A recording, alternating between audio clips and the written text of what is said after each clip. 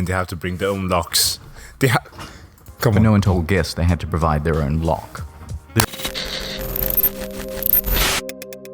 How's it going, people? Jack here with another video. So do you remember how I said that I would have gotten well over the weekend? I lied. I know, but to clarify though, the mind was willing, the flesh not so much. Silver lining though, my voice is almost back, so which is why I'm recording videos today.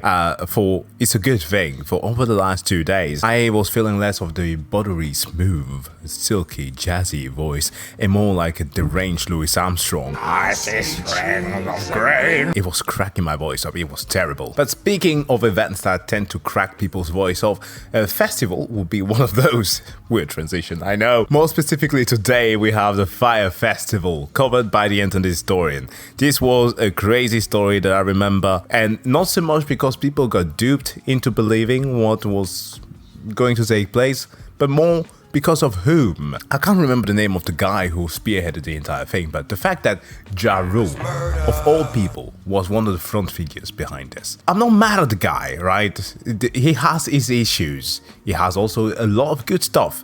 He's the type who, during, I think, the pandemic, he did a free promotion for like a local restaurant, or what was it, like a pizzeria, I think that was. Come on down to Papa Cristo.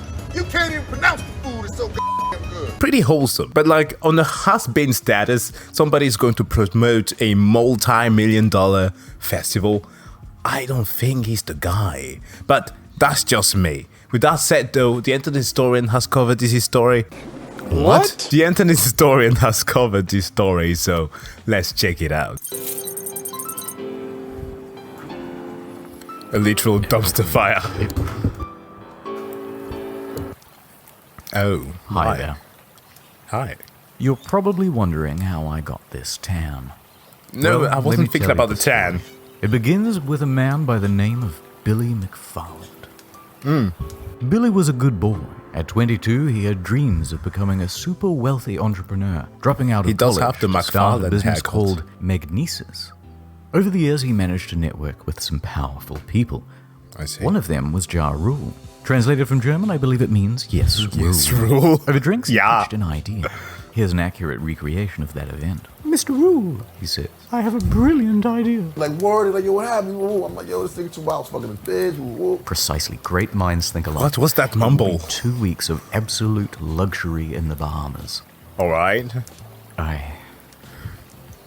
Oh god, and then they kissed. Mr. Rule. Promotion began in late 2016. Fyre promised beaches, ladies, gourmet food, luxury villas, hosted on a private island in the Bahamas called Fyre Cay, once owned by Pablo Escobar. Wait. First, I don't believe that. For I do remember the time of Escobar. It's not like his island was like a fort, not a castle, but it was highly protected. And one of his bodyguards, man, he has like a special name. He came forth and started talking about how it was working for him, and like how people who approach the island without having like the right credentials and stuff would have been shot. And now this island has been completely left behind, no supervision at all. So the entire island itself is just overtaken by nature. So no, I don't think that is the one that you can pull something like that off, but I may be wrong. Tickets up to $250,000. No way. Blink 182, Major Lazer, a steel drum. Welcome to Fyre Festival. Would have been the the best type 2 of damn weeks of your life. festival for I bought only my rich ticket kids, immediately. if that was true. The day arrives. About 5,000 people are making their way directly from Miami Airport, and there are huge delays to get to Fyre Cay. Although I shouldn't say Fyre Cay, because it doesn't exist. In the marketing, they reference this island, which is actually Norman's Cay, run by George Young, Not Escobar. Yeah. I mean, what the hell? not Pablo, by the way. But that doesn't matter because we're not going there either. Oh, it's so close to Nassau. The pirate island. We're going to Great Exuma. Private island? Forget that. Population, 7,000. In fact, we're basically in the parking lot of Sandals Bruh, come on. Resort. In the end, only about 500 of us make it to the island. The remaining customers' flights are cancelled. You're about to see why. We're hauled onto a school bus and taken to the site, a gravel lot with a bunch of FEMA tents. Remember, Oh, get owned. Okay, I'm gonna say this. I don't understand the fanaticism of people going to festival and losing their minds. To a certain extent. Like, imagine if like Fleetwood Mac would have gone back on stage. I would have gone. I would have been this crazy. But well, I have something against it. Like, I've never slept at a festival. Why? Because I feel like it's so freaking unsanitary, and how people are so crazed up that it's one of the few instances where I feel like a hypochondriac. Like, if somebody were to touch me out there, I would like cut something. I know it's some kind of phobia or something, but I don't know, whatever. I just think that people need to have a little bit of sense when they attend events like this. Like, how dense do you have to be to think, like, only on the occasion that this was an event where the prices were put so damn low that it was surreal, which would have been a red flag, that people would have lost their mind like this, like a Black Friday of festivals. those promises of luxurious villas? Pranked ya? Enjoy your stay, and don't forget your complimentary cup of UNICEF rice. Turn this bus right around. Once there, no one knows whose tent belongs to whom, so staff try getting everyone into a line. What did it say? 5,000 people, right? Down to the Bahamas. Tickets said to reach $250,000. Just like one rich kid with affluenza who bought that ticket. That we don't even know is true. It's crazy, They man. abandon that idea and tell everyone it's a free-for-all. Expecting a party, this guy took all of his drugs on the flight over. He's the only one having any fun. Everyone else is grumpy because it's been 5 hours and there's no food. Oh no. In lieu of food, staff decide to start handing out tons of free tequila. This only exacerbates problems. Once the Yeah, food does do you arrive, have it's water? just as delectable as promised, though. Gourmet craft single there. A few hours later, bags arrive on a shipping container. It was getting dark and there was no lighting. Oh no, people's getting the luggage stolen. Plenty of people had their luggage stolen. But don't worry, if you have any valuables, the festival advertised top-notch security. Here it is. Oh my god! What the Okay. Few moments later. And they have to bring their own locks. Come But on. no one told guests they had to provide their own lock. There are rumors of muggings by the locals. I heard rumors of feral dogs. A tent Oh. supposedly caught fire. Oh, The closest that's been beach called has a solid rampant sea. shark problem. Staff don't have any uniforms or walkie-talkies, so no one knows who's in charge, and the people who are in charge can't talk to each other. Here's the bathroom. Many staff quit after only a couple of hours. For the few customers who were willing to just make the most of it and enjoy the music, they had some bad news too. All of the major musical acts pulled out. In fact, Major Lazer wasn't even confirmed to go in the first place.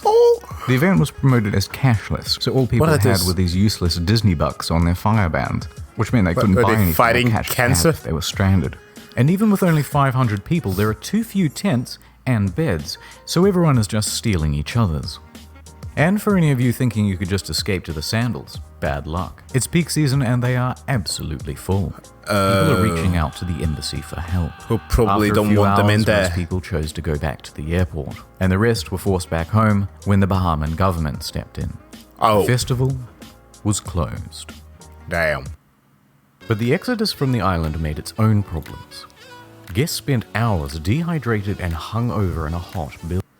Yeah, that tequila wasn't that good anyway, was it? Why staff locked the door isn't entirely known. What? They locked them in. We don't want them tourists here. Not in my backyard. Goddamn NIMBYs. I don't know why I'm playing off of that, but that's weird. known. But one girl fainted before they were finally reopened. Oh. Everyone gets home, and that was the end of it. Except for me. I was rescuing someone. You're chasing a from frisbee, them out, I understand. And I got lost in the woods. Anyway, back at home, the shitstorm on social media was just ramping up. The Reddit Fyre Festival was created, and it started documenting everything that went wrong at the event. People were circulating a fake tweet by Jar that the whole thing was a social experiment. Okay, it's a good thing that was a fake tweet, or I would have retracted all the good stuff that I said about the guy being wholesome before. And that has got to be one of the weirdest excuses. It's like a kid doing something wrong in his parents' home and being caught red-handed, and just pretending that it was just a joke. No, it wasn't. Some wholesome festival memes there. And it quickly turned into a marketing case study of what not to do. In response, Fyre started serving cease and desist letters to stop people from saying mean things about them. Oh. Mr. Rule released an official statement online, both apologizing and saying that it's not his fault. Interestingly, he wasn't even on the island at the time. He was giving a concert in Chicago. Of course he was. To their credit, they offer everyone a full refund.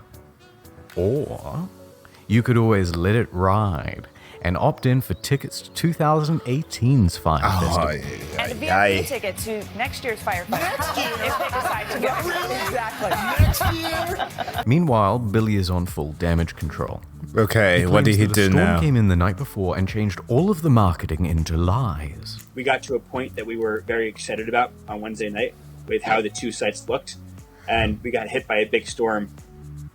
But the apologies weren't enough. A few days later, and the first lawsuit was served. Attorney Ben Misalis doesn't think it's funny. How much? He's filed a $100 million class action lawsuit against the organizer. Oh my god. Okay, so I saw some of the chicas there before saying that it was ranging from like 12,000 to 700. That is the type of price that would drive somebody so insane to think that they can get an entire trip to the Bahamas with full in-housing and meals for that low of a price. I don't care how much you're playing beforehand. That is not happening.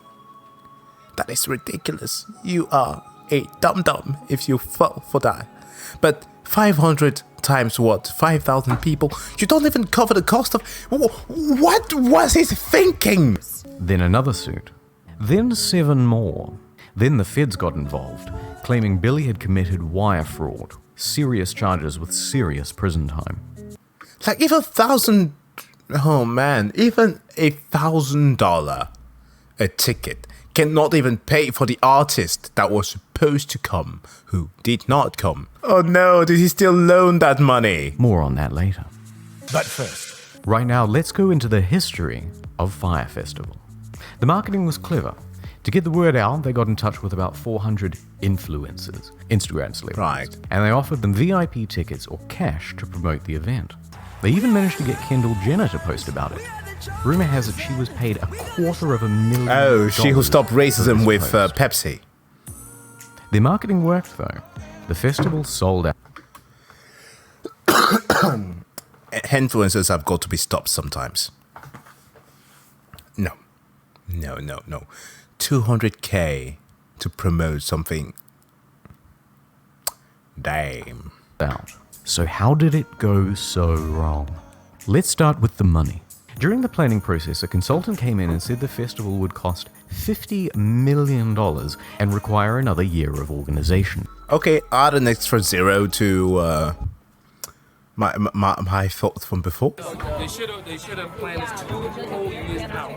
This is after they made all the promises, and they had nothing near that amount, so they started cutting expenses way back. Remember those luxury villas? They were going to cost $10 million alone, so they scrapped them. Now everyone gets a tent. Deposits for the bands? Nope. Food, infrastructure, staff, all were cut back. But, you may ask, how did they have so little cash if they sold out? Yeah. It's the price. It was way too low. Okay, what was the real price? Up to $250,000 a ticket is That's too not low. true. In fact, on social media, people were so merciless and unsympathetic towards the guests because they thought it was a bunch of rich kids paying for tickets with a starting price of $12,000. And you can thank fake news for that assumption. You see that number repeated everywhere. But actually, very few were paying even close to that amount. The standard price was around $1,200. Which, if you think about 2 weeks in the Bahamas with that's a steal. all of your expenses taken care of, That's pretty bloody good. In fact, some tickets were as low as $500. 6 months ago, That's why. I got the early bird special for about $500. And this covered food, transportation, ticket, and somewhere to sleep. How on Damn. earth were they going to break even with that? They You weren't. can't. And on the flip side, there's no proof whatsoever that anyone purchased a $250,000 ticket. Is it So even true? basically, they're stuffed. Billy has to start taking tough short-term loans just to keep afloat. Which, by the way, is why they did the Fyre bans. It was to raise cash. Oh, microtransaction for non-gamers. And $5 in-game currency was spent in the lead up to the event. Vietnam This wasn't special. even close to enough. Practically broke, and with the Jesus. event only a few weeks away, the more experienced staff suggested postponing. But thanks to those short-term loans, he couldn't. So he insisted on going forward. Those staff tried to control the damage by telling celebrities and public figures not to go. How was the Fyre Festival? Oh. Yikes. So, Billy and Jar are in some serious trouble.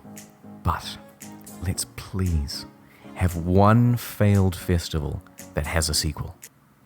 Well, No. Billy is out on $300,000 bail. His assets were frozen as at May 18th. He dropped his expensive attorneys. He's selling his property in New York. He tried to sell Magnesis for 150 grand, but it was cancelled for being fraudulent. Massively in debt and with no hope of paying it back. Fyre went into involuntary bankruptcy. And that is the end of Fyre Festival. I'll keep you posted about whether Billy is going to jail. So long, Fyre Festival. You were too beautiful for this world. Castaway. As for me, well, it's time to go home. God damn it, dude. Is that a baby? Oh, is that Jarul? Okay, that's Jarul. Okay.